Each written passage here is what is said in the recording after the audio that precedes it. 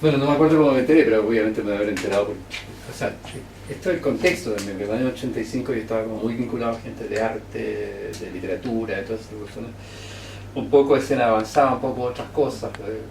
Entonces, probablemente en conversaciones surgió la noticia de esta obra, lo vieron en Colombia. Fui a ver la exposición. Fui a ver la exposición, me produjo mucha impresión, que es una cuestión que podemos conversar después tal vez. Y no fui a la conferencia. Y a mí lo que me interesa, o sea, obviamente la Rauschenberg había visto cosas en reproducciones, creo que alguna vez vi también, no sé si en alemán en algún lado había visto obras, y era un tipo que me parecía súper interesante, pero además el proyecto mismo me pareció muy interesante, o sea, tenía muchas ganas de ver cómo funcionaba ese el Rauschenberg Overseas Limited, no sé si era, no me acuerdo cómo era. Rauschenberg Overseas, sí. Pero era R-O, no me acuerdo qué más. Sí. Eran como 4 iniciales, o sea, 4 palabras que identificaban este gran proyecto a nivel mundial, o transnacional, lo podría decir. Claro. Esa cosa me interesaba, esa la cosa transnacional en el arte, me parecía un tema importante e interesante de ver. Y también de ver el contraste con lo que se estaba haciendo en Chile, que era una cosa que yo tenía mucho más cerca, que lo conocía mucho mejor, obviamente. Y que tenía una cantidad de, como de factores que me parecía que podían entrar en una suerte de contrastación, por decirlo así, con este proyecto de Rauschenberg, que tenía mucho que ver con la incorporación del factor tecnológico en el arte aquí en Chile, o sea, como un proceso de hipermodernización, si tú quieres decirlo así, tardío. Y bueno, y eso obviamente mezclado con todos los temas de memoria, con todos los temas de ¿cómo se podría decir? Como la codificación política de la obra y todo ese tipo de cuestiones. Entonces, eso era más o menos el interés fundamental que yo tenía en esta exposición, a la que fui sin mayor salvo sabiendo un poco del proyecto, de qué se trataba, que tenía este carácter transnacional, que tipo iba a diversas partes, entonces tomaba referentes de las distintas partes, imágenes, cosas así, y hacía algo. Y también me pareció haber entendido que los soportes eran locales también, que había materiales locales, en este caso era cobre, no me equivoco. Al parecer fue es algo que ocurrió más bien con Chile.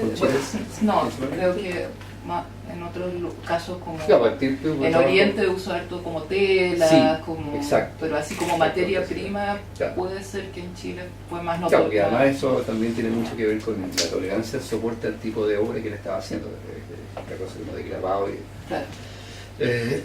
tenía ciertas limitaciones en cuanto a soporte también.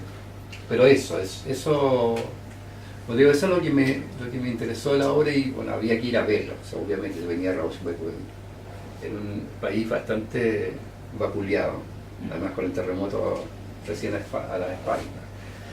Yo había recién vuelto de Valdivia, entonces había estado 8 años y medio viajando a Valdivia a hacer clase de haber vuelto a Alemania, y después de haberme quedado cesante un buen tiempo. Y ahí gané el concurso de la Chile, junto con el terremoto, que era un concurso de las 10 horas de aquí en teoría, y gané varias cuestiones, porque tuve 6 pegas ese año, era un poco espantoso. Entonces también estas maneras de, ¿cómo se podría decir?, de aligerar la carga, esas como 36 horas de clase que estaba haciendo a la semana. Estaba en el arte, estaba aquí en teoría, estaba en el Magíster de Filosofía de las Ciencias de la USACH, estaba en Filosofía de la UNCE, y estaba en el Santiago College, y la Católica, en Filosofía de la Católica. Entonces en mi 6, tuve que ir votando, lo que pasé. Me salieron en una semana, me salieron todas esas pegas. Después de no haber todo lo que yo quería tener en el año anterior, salieron todas juntas. Parece que es como una ley de Murphy. Es una ley de Murphy, exactamente.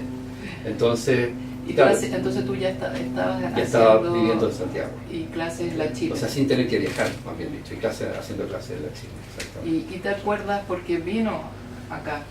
Sí, pero yo no... O sea, hemos hablado con gente que lo vio como una especie de fantasma que pasó. Seguro. No. No, porque yo además tenía tanta cuestión que, o sea, tenía que moverme tanto de un lado para otro. Y además estaba con investigación, y entonces pues, estaba muy copado de tiempo. Pero sí tenía tiempo para ir a estas cosas, o sea, fui hasta, no recuerdo qué día de la semana, pero yo creo que fue un día de la semana. había bastante gente además. Pero no tanta como para no poder ver bien tranquilo la obra. Y estaba todo eso en las dos salas de abajo.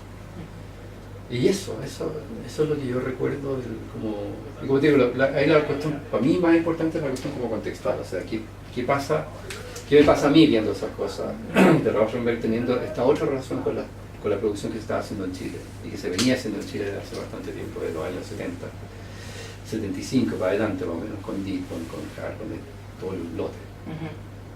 Eso es contextualmente lo más relevante para mí de la exposición era eso. Sí, porque yo estuve lo he leído varias veces el texto y algunas como se me hacía difícil y lo leí de nuevo ahora posiblemente porque he hablado con tantas otras personas como que me pareció más simple ahora.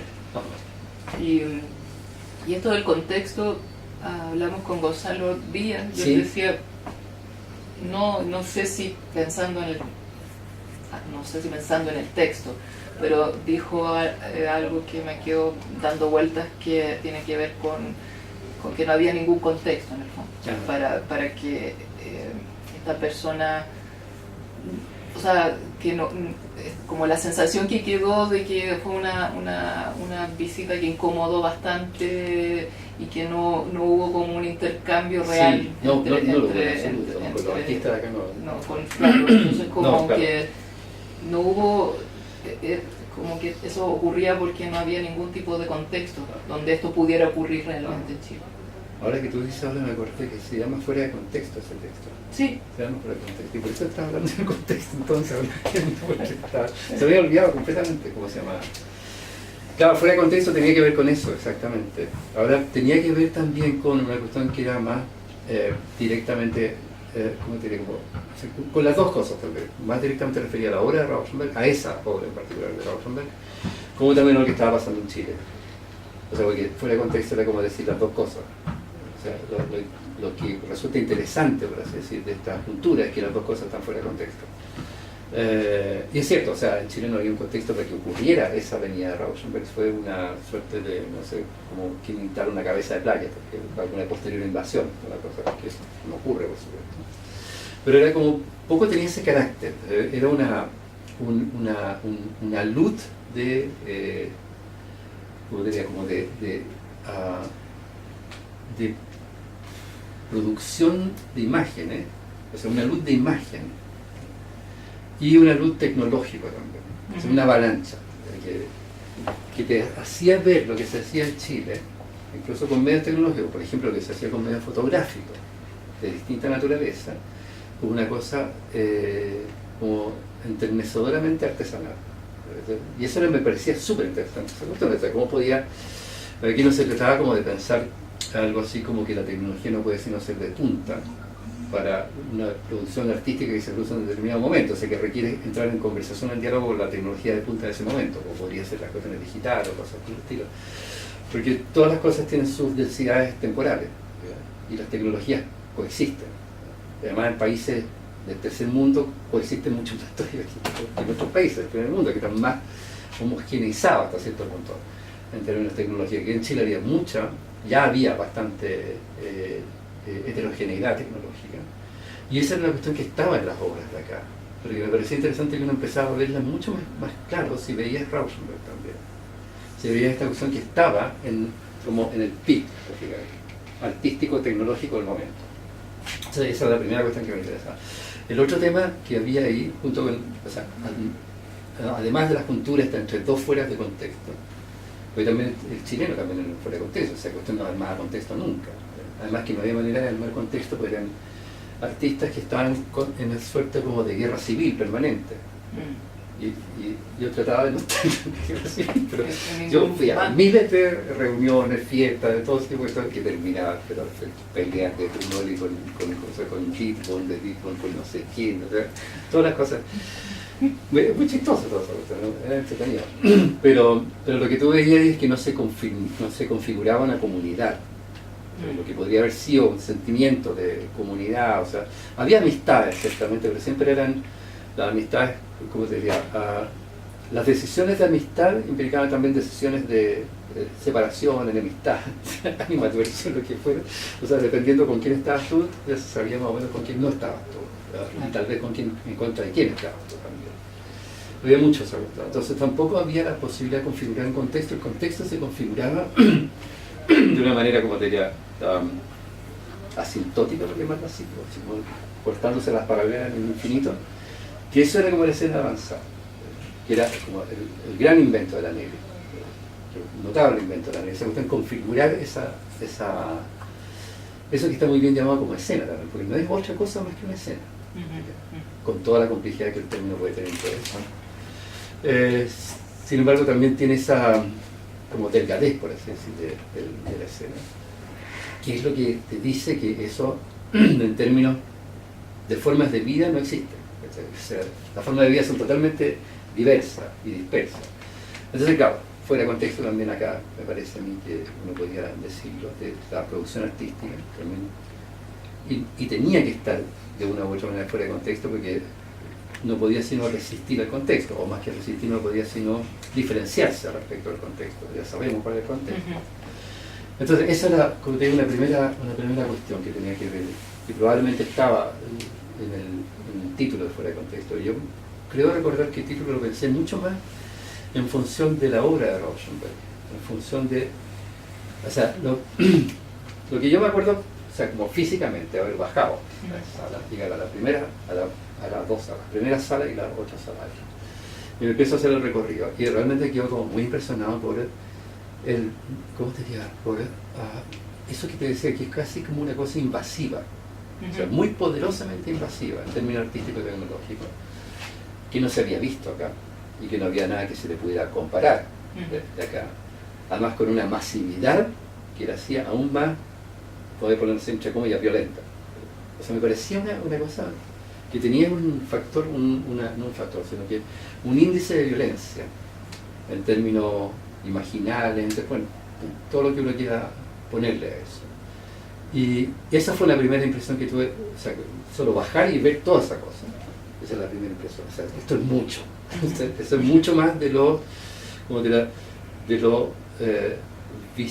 visible, visualizable, mucho más de lo que uno puede abarcar, ¿ya?, en una visita. Y tampoco tengo ganas de hacer muchas visitas, porque esta es la impresión que me interesa. O sea, la otra visita va a ser para empezar a fijarme en detalle, que también lo hice, por supuesto, empecé a recorrer. Entonces, toda esta cosa, lo que me hizo surgir a mí fue un tema de saturación. Lo que me incomodaba de la exposición, porque la exposición me incomodó mucho, ¿no? Porque esta cuestión es saturada, es hipersaturada. O sea, aquí está como todo cubierto, no hay nada que esté fuera. O sea, aquí no hay fuera de contexto. Ese era mi punto.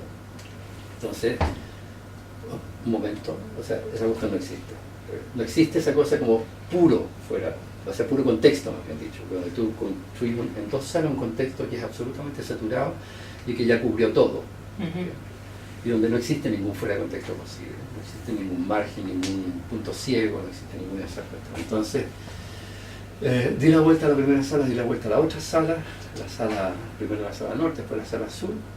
Volví a la sala norte y vi en la esquina, en la esquina sur de la sala norte, vi una de estas grandes planchas de cobre con sus imágenes y un paraguas.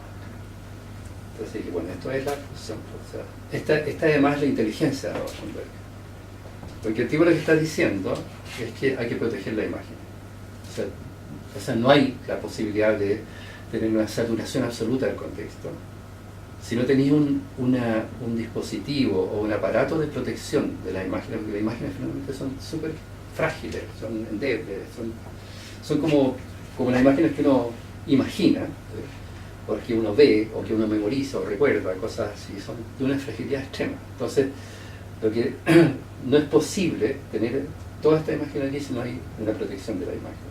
Y por eso los cuadros tenían marco, y por eso siempre teníamos un enmarque de la imagen, que es la manera de resguardarla de su propia fragilidad. Ese era mi punto, ese era el punto que me interesaba, porque, o sea, aquí hay un punto de contacto. O sea, esta es como la juntura donde yo puedo ver para los dos lados, ver para el lado de Rauschenberg y ver para el lado del arte que se estaba haciendo en Chile, algunas de las cosas que se están haciendo en Chile, como Dipon, como Motilla, como etc. Claro, o sea, de hecho, como ya noté, sí, bueno, es interesante también que tú te preguntas ahí qué es el contexto mismo, o sea, como el concepto de contexto, sí. Como me imagino eso, como esa sensación de avalancha, de ver todas esas saturaciones como para un organismo que es pensando en los chilenos, el espectador chileno o a los artistas, como gente que estaba como en ayuna y de repente viene y le dan una cantidad de comida que no es imposible que puedan digerir. Claro, no puedes procesar esa información. Que están fuera de esa posibilidad. A tal distancia tecnológica de ti, que es, o sea, todo el tiempo que te tienes que demorar en cruzar esa distancia es todo el tiempo que no invertiste en hacer obra. Entonces era muy impresionante. He estado pensando, por ejemplo... Pero lo tecnológico en el sentido de, por la cantidad de...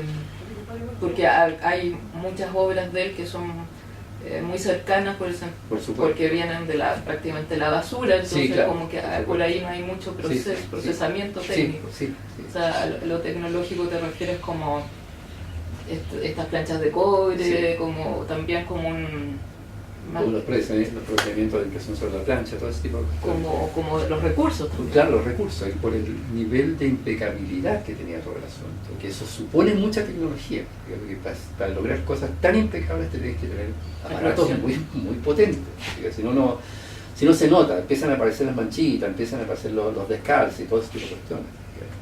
Que era justamente una cosa a la cual jugaba mucho el arte de acá. O sea, jugaba esos pequeños descalces, ese tipo de cuestiones. Cuando tú pensás, por ejemplo, Ditborn con los tiralíneas de los años 70. O sea, eso era el pic tecnológico en Chile, en los años 70. Después entra toda la discusión de la fotografía en el TAP, en el taller de arte visual, que fue muy importante todo ese contexto, y siempre termina en pelea, como es costumbre, pero fue muy importante porque ahí hubo una especie de valoración de la fotografía. Yo estaba en Alemania y llegué a la cola, sobre todo. Pero era muy importante por el tipo de, como de procesamiento que se estaba haciendo del concepto mismo de imagen y de las diferencias técnicas justamente entre fotografía y pintura que venían discutiéndose hacía siglos, mucho tiempo, pero era una cuestión no procesada en Chile y que yo diría que tuvo la gracia de que aquí se hizo muy aceleradamente. Era como recuperar un tiempo que se había perdido completamente, que Chile había estado ausente de discusiones de esta naturaleza. Había estado presente para el tema del informalismo, por supuesto. Pero ese fue el primer momento en que, como el arte chileno visual, intentó estar como a la altura de su tiempo, no podría decir. Pero había eso, me refiero a la cosa tecnológica un poco en esos términos, así que todo el aparato de producción, el modo y los medios de producción, para hablar así como marxista, modo y medio de producción eran absolutamente inabordables para el estado del arte en Chile. Entonces, eso era muy impactante, y yo me imagino lo impactante que tiene que haber sido para los artistas. Y lo que debe haberlos llevado a algunos de ellos probablemente a cuestionarse sobre lo que estaban haciendo y a otros tal vez a reafirmarse lo que estaban haciendo. Porque ver esa diferencia era importante. Pero a mí lo que me interesó, como te digo, viendo esa cultura, que era como si me interesaba esa cultura, donde se separan las dos cosas completamente, como un abismo, pero ahí hay un punto común. Hay un punto común, los dos saben esta cuestión. Saben de maneras muy distintas, por experiencias muy distintas, pero saben que la imaginación es radicalmente frágil. Y claro, yo después leí una cosa que se llama, ¿cómo se llama? Signature, événement, contexto de realidad. O sea, firma, acontecimiento y contexto, que es una discusión con John Searle. Y este tipo habla ahí de la saturación de contexto. Me interesó mucho. O sea, la misma idea, fíjate, tú no podés saturar el contexto del lenguaje. O sea, no hay contexto lingüístico saturado, no existe. Siempre tenéis un margen, un hueco, una falla, lo que parece como un punto ciego, una cosa así. Y aquí me parecía que eso era, o sea, lo que pasaba entre el paraguas y la imagen era el punto ciego. Porque aquí está el paraguas, o sea, la única obra que tenía una cosa de ese tipo era esa. Entonces, por eso también pensé, o sea, Rolf es un tipo muy inteligente, realmente muy inteligente, está diciendo esta cuestión. Nos está advirtiendo que finalmente toda esta gigantesca producción, toda esta máquina de producción artística también está como, por así decirlo, en situación de emergencia permanente. Y por lo tanto tienes que cuidarlo. Sobre como estas imágenes, me imagino las obras donde aparecían imágenes de Chile también, que en el fondo dice que vamos a negar que de un modo u otro podemos reencontrarnos en ellas. O sea, claro, como también que es imposible negar esa cosa que es como un espejo que te están poniendo. Yo creo que lo que pensé en eso, esto debe haber sido algo así como esta cuestión es bien fácil de desvirtuarla diciendo que estas son imágenes turísticas. Claro, o sea, porque no cuesta mucho. Eso se dijo. Tenés un volcancito, tenés cosas así. Probablemente sé que yo no me acuerdo, pero por lo menos, no sé si está escrito. Claro, está escrito como en el libro de Ivelich con Galas, como en el claro. Ahí es como esa la percepción. Porque ellos tomaron también ese texto mío, lo pusieron en los apéndices de Chile Arte Actual. Claro. Lo pusieron en los apéndices. Claro, pero hay como un comentario donde, como más bien sobre la obra misma, como pensando en, no sé, como criticando el conjunto y sí, ellos lo toman así. Sí. No, a mí, claro, yo tenía muy claro que no sacaba nada con intentar desvirtuar esa cuestión como imagen turística, porque uno se reconoce la imagen turística finalmente, o sea, no hay con cosas, o sea, vi el volcán Calbuco, no sé, ¿cómo se llama esta cuestión de la Torre del Paine, toda esa cuestión? Finalmente son parte de tu identidad, inevitablemente, aunque sean una cosa hiper relamida de imagen, porque sin embargo es una cuestión con la cual en la cual tú te reconoces, inevitablemente. Entonces, como crítica, es totalmente inoperante decir que esas son imágenes turísticas, porque no estoy diciendo nada, o sea, estoy simplemente certificando que tú reconoces que esas son imágenes turísticas de tu propia identidad. Entonces, a mí me parecía que la discusión tenía que pasar por otro lado, que tampoco podía pasar simplemente por decir, no, que Rauschenberg, que se vayan estos gringos, como se llama, Yankees go home. No, que había que tratar de entender lo que estaba pasando, y que lo que estaba pasando, de nuevo, es que no era una cuestión que estaba pasando solo lo de Rauschenberg, sino que estaba pasando en la relación, o en la no relación de lo de Rauschenberg con lo de acá. Y eso es lo que a mí me parecía más interesante.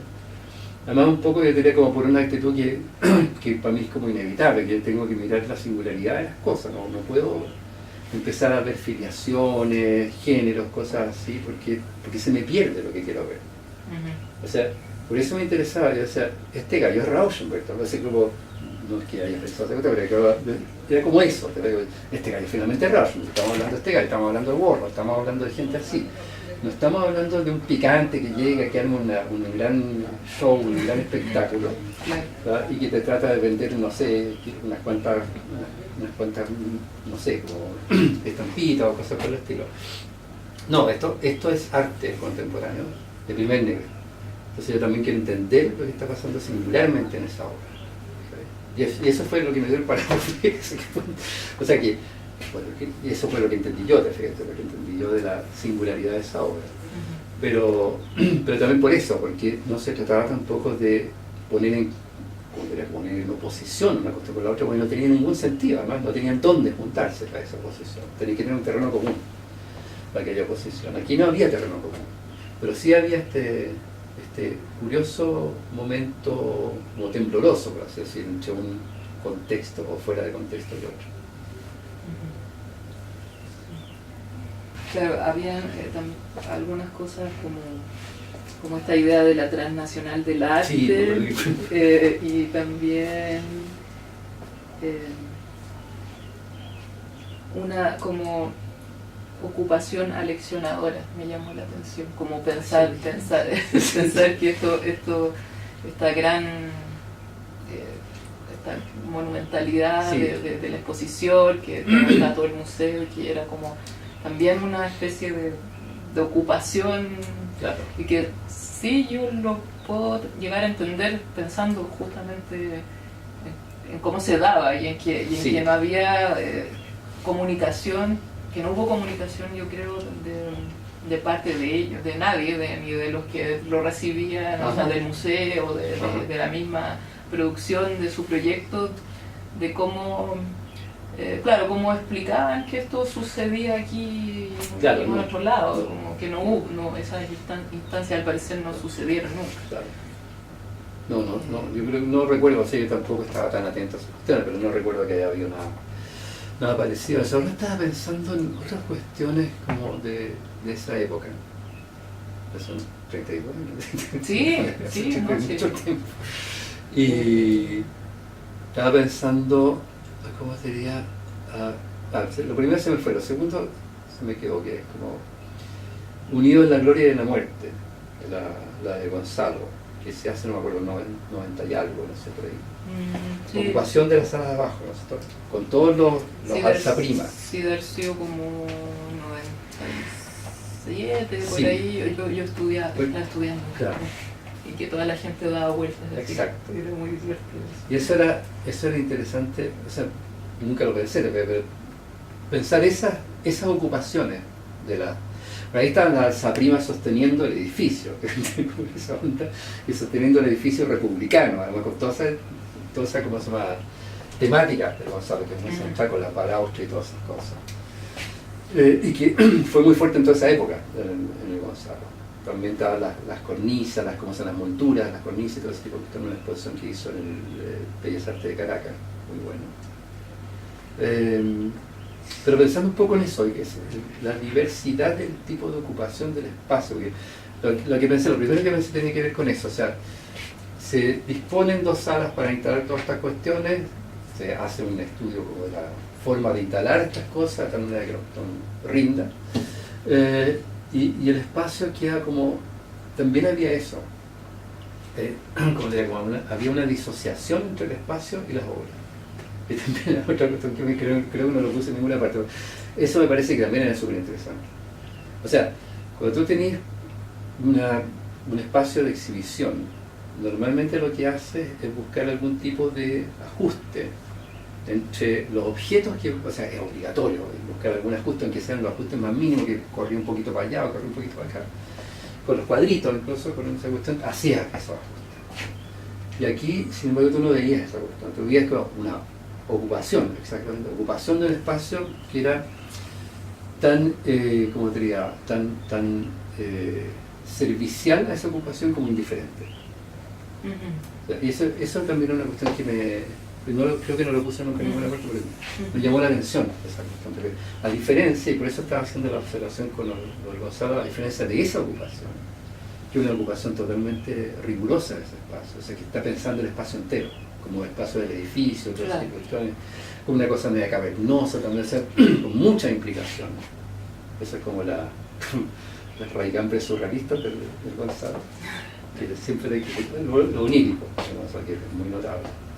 O sea, como esa cosa, te fijas también, como observar esa diferencia en los modos de estar en el espacio de la obra. Y claro, como tú recordabas el término ocupación, claro, el término ocupación para mí se me hizo muy fuerte en esa exposición. Claro, yo vi video ahí en la fundación, hay videos de cuando ellos, yo creo, viajaron los asistentes antes y claro, vieron el museo, eran videos de la sala vacía, entonces donde ellos fueron registrando para poder hacer sus maquetas de montaje y todo esto, claro, pero claro, o sea, no, por supuesto que la implicación que ellos podían tener o todo lo que podía significar el pasado del lugar, claro, del edificio, o sea, no había una preocupación en eso, o sea, era cómo ellos podían aprovechar este lugar para poner...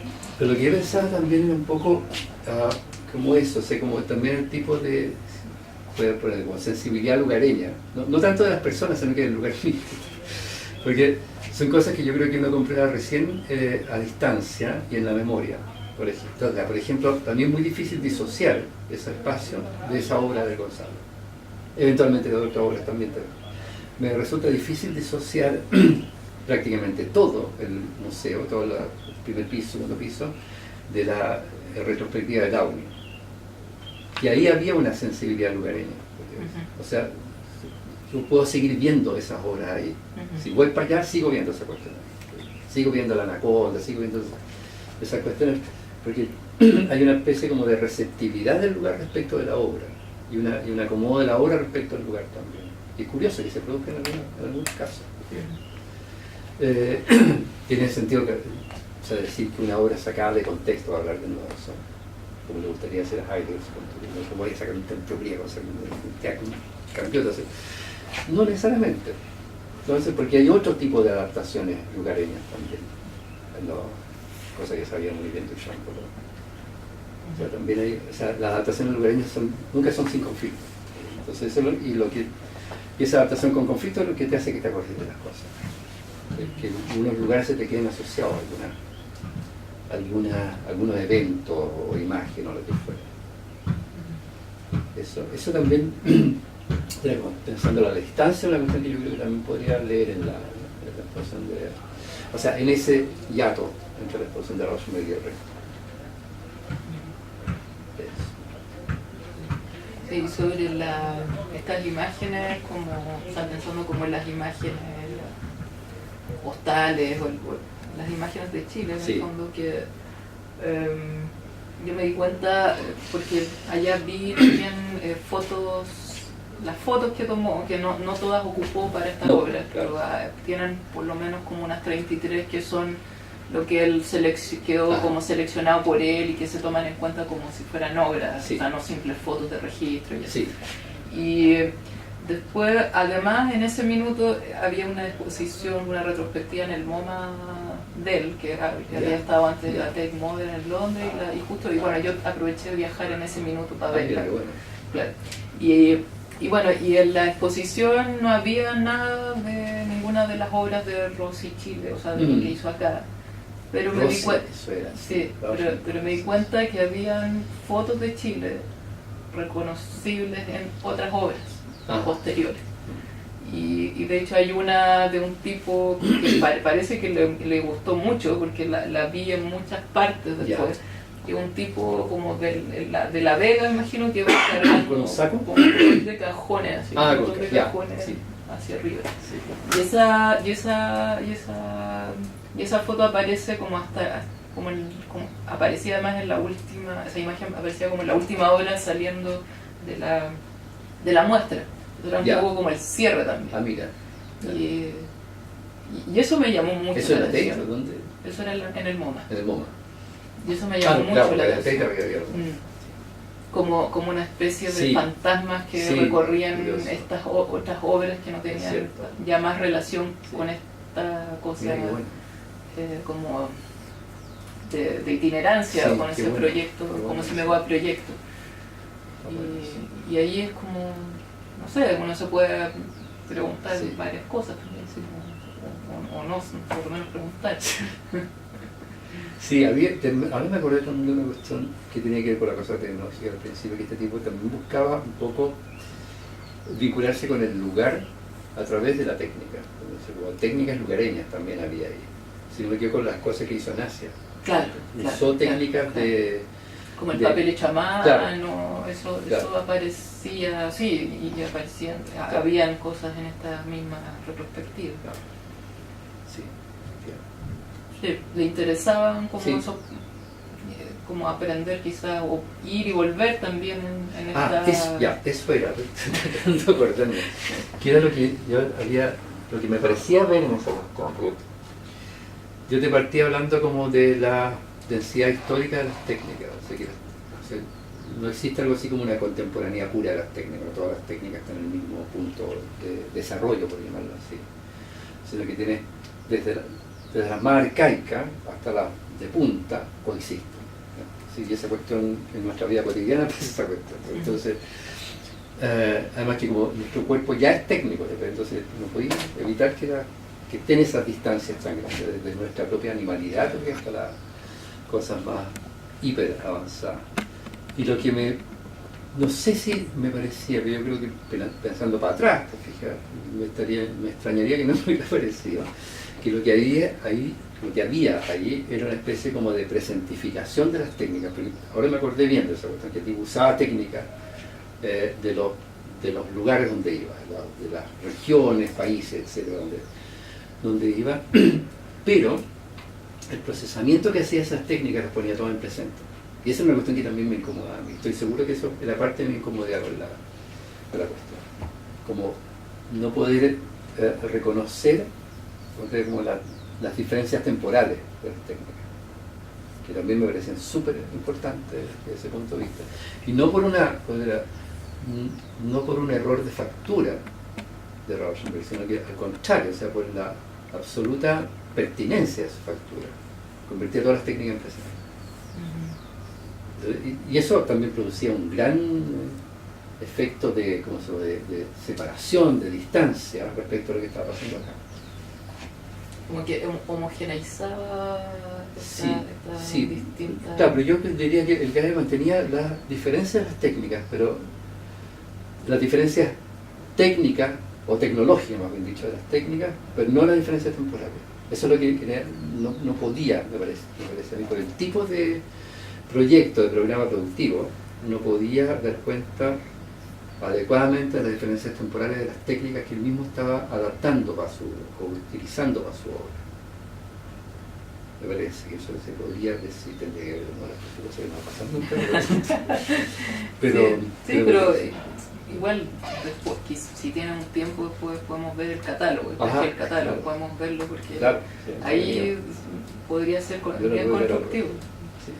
Pero yo creo que, porque la dimensión del proyecto también era que él iba y como sumaba las obras nuevas que iba desarrollando en cada país anterior, donde pasaba, pero además traía sus obras antiguas. Entonces, claro, si hubiera sido solo la obra del lugar, hubiera sido una cosa mucho más particular, pero no era la intención, o sea, era como esta cosa mega producción. Sí, una cosa acumulativa también muy fuerte. Quería decir, claro, recuerdo que me pidieron escribir para ese catálogo, para el ¿cómo se llama el catálogo? Yo creo que el catálogo tenía solamente los... fuera de serie. Sí. Claro, por eso yo le puse fuera de serie. Y después, claro, porque eran y venía con los nombres. Son tres textos. Sí, son tres. Y el tuyo se llama Todo fuera de contexto. Estaba la Adriana ahí también. Y yo vi que es muy fresco, o sea, es muy después de es como de agosto, es como recién. Por eso digo, lo que me pasó fue que dije no tiene ningún sentido que yo hable sobre esta producción, además que apenas conozco la obra.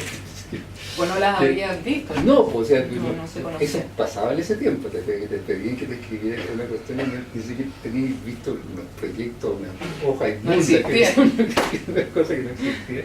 Claro, no había nada, ninguna forma. Querido Víctor Hugo Coseo que me pidió que le escribiera por una instalación que no existía todavía, o sea, simplemente me la describió en una mañana así como de verano, mira, esto va a ser así, a ver un caballo blanco, no sé, y yo escribí para eso. Entonces eso pasaba. Entonces no era tampoco una cosa completamente anómala. Era como una ficción, una cosa... Tenía una cosa de ficción pero interesante, porque una relación con la obra tenía finalmente. O sea, había descripciones, había planos, había lo que fuera. Fotos, lo que sea. Pero en este caso es que esta cosa no tiene ningún sentido escribir aquí sobre esto y tengo que escribir sobre Rauschenberg, porque esto es lo que... O sea, escribiendo de esto puedo escribir esta otra cuestión. Eso era... Eso fue como el motivo del texto, el que me movió a escribir ese texto.